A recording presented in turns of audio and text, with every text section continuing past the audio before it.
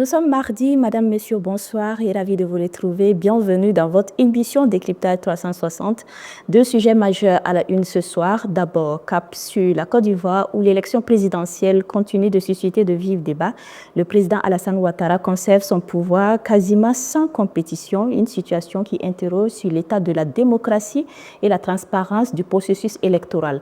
Et puis, au Burkina Faso, les forces combattantes enchaînent les victoires sur plusieurs fronts, des frappes aériennes et opérations terrestres qui témoignent de la montée en puissance de notre armée et de l'efficacité des réformes engagées sous le leadership du capitaine Ibrahim Traoré. Deux actualités fortes, deux lectures à décrypter ensemble avec notre invité ce soir, M. Blaise Tientega. Bonsoir à vous. Merci d'avoir accepté notre invitation. Bonsoir à vous, madame, et bonsoir à tous. Alors, pour commencer, donc, premier sujet pour commencer, il s'agit là donc de la présidentielle donc, en Côte d'Ivoire. Et en Côte d'Ivoire, l'élection présidentielle donc, fait couler beaucoup d'encre. Le président Alassane Ouattara conserve son pouvoir quasiment sans compétition, une situation qui soulève des interrogations sur la vitalité démocratique et du pays et de l'avenir donc du pluralisme politique ivoirien. Alors, M. Tientega, le président Alassane Ouattara a été réélu donc sans véritable adversaire. Quelle valeur accorder donc à cette victoire? Non, c'est une victoire de la France-Afrique, pour ne dire que cela. Mais permettez-moi déjà de rendre hommage donc, aux forces de défense et de sécurité du Burkina qui mènent en tout cas chaque jour de nombreuses actions et qui enchaînent des victoires. Donc, pour le bonheur donc des Burkinabés, cet hommage. Et pour revenir à votre question, c'est de dire simplement que, comme je l'ai dit au début, c'est une victoire non pas de la démocratie, non pas de Alassane Ouattara, mais c'est une victoire de la France-Afrique. Parce qu'on ne peut pas analyser la situation de la démocratie en Afrique sans se rappeler que c'était dans les années 90 avec donc De Gaulle qui disait que désormais l'aide publique au développement sera conditionnée donc par ce qu'on pourrait appeler la démocratie électoraliste. C'est comme ça que de nombreux pays africains se sont engagés donc dans le processus électoraliste pour choisir donc les dirigeants. Et on sait ce que ça a donné comme résultat. Pour ce qui est spécifiquement de la Côte d'Ivoire, c'est pas nouveau. Depuis 1960, on sait ce qu'a été une élection en Côte d'Ivoire. On a Houphouët-Boigny qui était un grand baron, pour ne pas dire l'un des fondateurs donc, de la France-Afrique, ce réseau d'amis et de clubs de dirigeants africains qui devait justement perpétuer l'ordre néocolonial dans nos pays africains. Donc la Côte d'Ivoire a été un poste de commandement stratégique de la France-Afrique avec Houphouët-Boigny. Jusqu'au départ d'Houphouët-Boigny, la France-Afrique a trouvé quelqu'un qui pouvait faire son relais. C'est pour cela que dans le temps, notre ancien président aussi a joué ce rôle-là en étant base arrière donc, de la France-Afrique avec tout le corollaire. Donc, ce n'est pas une élection qui s'est passée en Côte d'Ivoire, parce que depuis 2011-2010, on a vu donc, le président Laurent Gbagbo qui a été taxé dans tous les noms parce qu'à un certain moment, c'était un président un peu insoumis au réseau donc, de la France-Afrique. Il fallait justement travailler à ce que quelqu'un qui était beaucoup plus ouvert donc, au deal donc, de la France-Afrique vienne au pouvoir. On a vu tout le travail depuis la rébellion, tout le processus qui s'en s'est suivi, avec donc cette idée qui était que Alassane Ouattara était exclu, mais Alassane Ouattara a participé au débat, à l'élection en 2011-2010, et il y a eu même un débat à la télé où les deux candidats se sont affrontés. Mais quand vous regardez, depuis que M. Alassane Ouattara est là, à chaque fois qu'il y avait des élections en Côte d'Ivoire, il faisait tout pour écarter ceux qui pouvaient justement l'empêcher de venir au pouvoir, justement, même par les urnes. Donc, prenez les élections, les résultats des élections de 2010-2011, vous vous rendrez compte que c'est curieux que quelqu'un au premier tour n'ait même pas 25%, pour ne pas dire 30%, et qu'on vienne à le proclamer président donc, de la Côte d'Ivoire. Mais qu'est-ce que vous voulez? Quand on est poste de commandement de l'Afrique, quand on est un président qui a décidé donc de faire les affaires de la France-Afrique, ce sont ces gens de mascarade électorale qu'on peut le dire, c'est une mascarade électorale qui s'est passée en Côte d'Ivoire, avec toujours les lots de victimes depuis qu'Alassane Ouattara est là. À chaque fois qu'il y a des élections qui sont organisées, des gens sont écartés. Et les conséquences, c'est qu'il y a toujours des victimes. En 2020, vous avez vu toute la mascarade électorale. Il n'y a que ce monsieur Kakabé avec qui il est allé aux élections. Et lui-même a trouvé que c'était horrible, il a versé des larmes. Donc, c'est dire que ce n'est pas étonnant ce qui s'est passé en Côte d'Ivoire pour nous qui sommes des observateurs depuis de longues dates, qui observons la scène politique. Donc, moi, je trouve que ça n'a pas été une élection. Et c'est une victoire de la France-Afrique et non donc de la Côte d'Ivoire et donc de la démocratie. Alors, vous l'avez tantôt évoqué, hein, on a vu sur les réseaux sociaux, hein, et certains chiffres ont été évoqués donc, par la commission électorale qui montre plus de voix donc, que de votants. Alors, comment vous interprétez de telles irrégularités? Il n'y a pas d'interprétation à faire. La France-Afrique est irrégulière et ses agents sont irréguliers.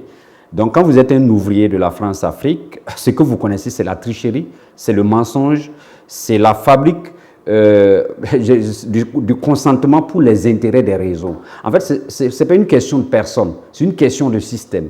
Soit vous êtes anti-France-Afrique, vous êtes pour l'indépendance de l'Afrique, la liberté de vos dirigeants de faire des choix objectifs pour les intérêts de votre pays, soit vous êtes un membre du réseau, et quand vous êtes un membre du réseau ou vous êtes un acteur du système du réseau de la France-Afrique, madame, c'est tous les vices qui sont permis pour justifier en fait la préservation des réseaux de la France-Afrique. Et pour nous qui connaissons ça, moi je n'appelle pas ça irrégularité, c'est de la tautologie en disant qu'un voleur est un voleur. Donc, qu'est-ce que quelqu'un qui a de mauvaises intentions peut faire lorsqu'il s'agit de faire une compétition. Donc pour moi, un tricheur est un tricheur, on n'a pas besoin de le répéter, comme un âne est un âne. Donc bon, quelqu'un qui est dans un dispositif où ce qui est promu, c'est le mensonge, c'est tous ceux qui veulent défendre les intérêts de leur pays, tous ceux qui veulent être patriotes, etc., qui sont combattus.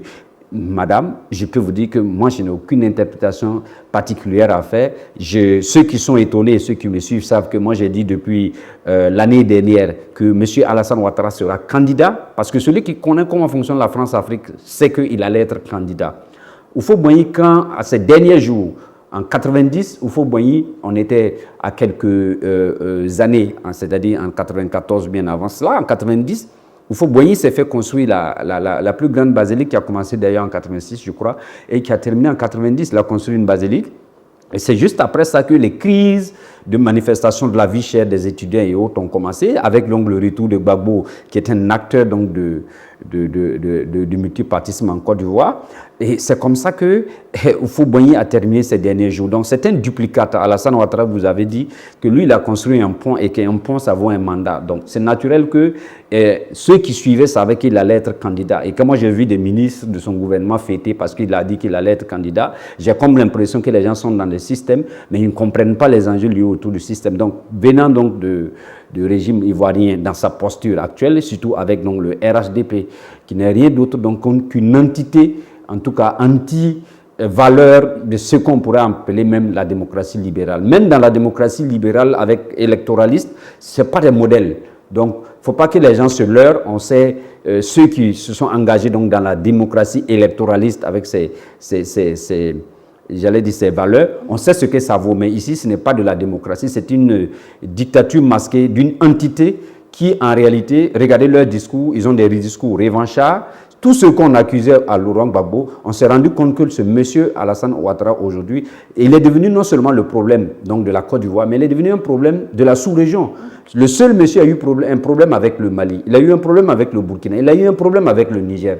Mais au nom de quoi toi seul, tu peux avoir un problème avec trois pays. Donc, c'est montrer déjà que le poste de commandement de la France-Afrique est installé là-bas avec cette entité-là. Et tout ce qui va se passer en termes de gouvernance, moi, il n'y a rien d'étonnant. Il y a beaucoup de gens qui qualifient l'élection de braquage électoral. Donc, vous partagez les mêmes idées à vous écouter. Non, ceux qui pensent que c'est un braquage, je trouve qu'ils sont trop gentils. Ça, ce n'est pas un braquage.